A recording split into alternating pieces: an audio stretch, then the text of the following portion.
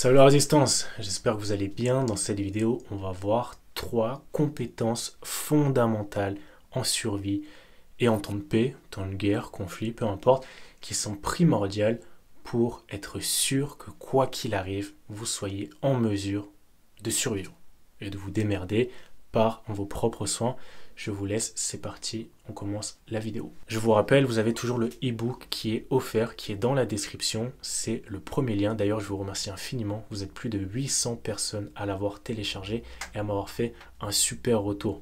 Le groupe Facebook s'agrandit énormément. Je te remercie Bruce. Je sais que tu vas regarder cette vidéo. J'espère que tu es toujours présent à ce passage-là. Je tiens à te remercier de gérer aussi bien le groupe et je tiens à remercier l'ensemble des résistants qui sont membres de ce groupe, qui le font vivre et je suis super content de la direction que ça prend. Je vous remercie infiniment. Pour les personnes qui veulent rejoindre le groupe et télécharger votre e-book, c'est le premier lien qui est dans la description.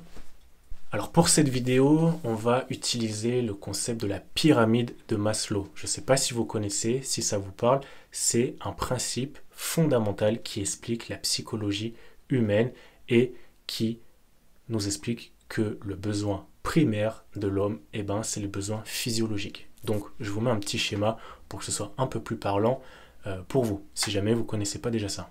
Donc, en suivant cette pyramide-là, on voit que la première chose à maîtriser, à savoir faire, c'est de savoir s'alimenter, boire, répondre en gros à ses besoins primaires.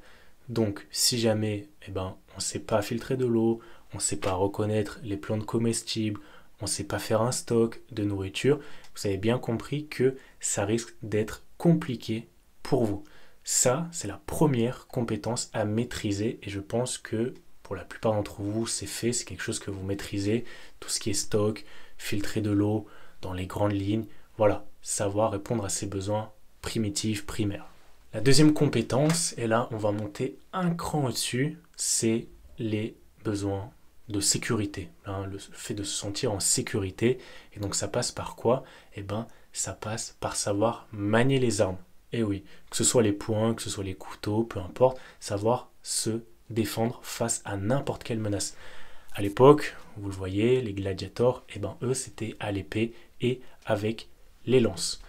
Les soldats, à l'époque médiévale, voilà, les chevaliers, tout ce genre de combattants-là maniaient l'épée, maniaient les armes. Parce que à l'époque, c'était ce qui vous permettait de rester en vie sur le champ de bataille. Alors soit vous étiez paysan, soit vous étiez chevalier, noble, voilà, c'était assez divisé les classes sociales. Maintenant, de nos jours, vous avez vu que on se balade plus avec une épée. On n'est pas là non plus avec un 9 mm à la ceinture comme dans les films aux États-Unis. Par contre, le jour où on arrive au clash, où on arrive au conflit, là, si vous ne savez pas manier une arme, en sécurité, évidemment, si vous ne savez pas prendre une visée, action du doigt sur la détente, maintien de l'arme, la posture, les 5 fondamentaux du tir, normalement j'en ai déjà parlé dans une vidéo, pour les anciens militaires, ou même les militaires, vous allez comprendre la référence, si on ne sait pas manier une arme et qu'on est en cas de conflit, comme en Ukraine, comme ce qui se passe à Gaza, toujours, oui, ça persiste. Vous avez bien compris que ça risque d'être compliqué pour sa survie. Ça, c'est la deuxième chose primordiale à savoir maîtriser, se défendre. Ça passe par le self-défense, ça passe par les armes, armes de défense, peu importe. Le fait de se sentir en sécurité. La troisième compétence qui est toujours sur l'échelle de la sécurité, c'est le fait de protéger tout ce que l'on a au quotidien. Parce que si vous savez faire des stocks, manier les armes, filtrer de l'eau, tout ça, vous avez déjà des compétences ultra rares que quasiment 90% des gens n'ont pas. Il y a des gens, ils savent juste aller au supermarché, faire cuire des pâtes et après, derrière, c'est terminé.